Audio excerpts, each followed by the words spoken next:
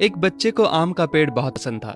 जब भी उसे फुर्सत मिलती वो उस पेड़ के पास पहुंच जाता, पेड़ के ऊपर चढ़ता, आम खाता, खेलता और थक जाने पर उसी की छाया में सो जाता।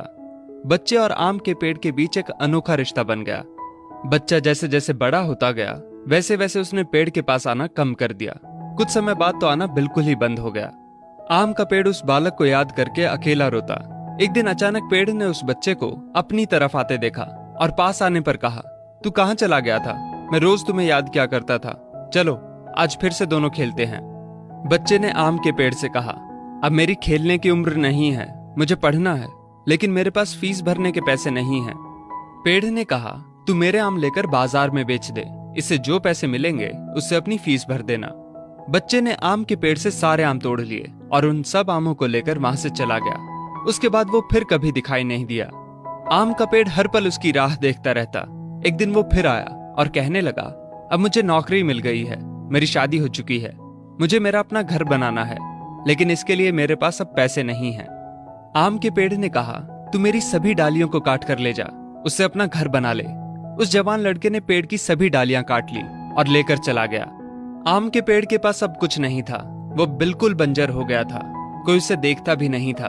पेड़ ने भी अब उम्मीद छोड़ दी थी कि वो लड़का उसके पास फिर आएगा। फिर एक दिन अचानक वहां एक बूढ़ा आदमी आया। उसने आम के पेड़ से कहा, शायद आपने मुझे पहचाना नहीं, मैं वही बालक हूं जो बार बार आपके पास आता था और आप हमेशा अपने टुकड़े काट कर मेरी मदद करते थे। आम के पेड़ ने दुख के साथ कहा, पर बेटा मेरे पास अब ऐसा कुछ भी नहीं जो मैं तुम्हें दे सकूं। वृद्ध ने आंखों में आंसू लिए कहा, आज मैं आपसे कुछ लेने नहीं आया हूं, बल्कि मुझे आपके साथ जी भर के खेलना है, आपकी गोद में सिर रखकर सो जाना है। इतना कहकर वो आम के पेड़ से लिपट गया और आम के पेड़ की सूखी हुई डाली फिर से अंकुरित हो उठी।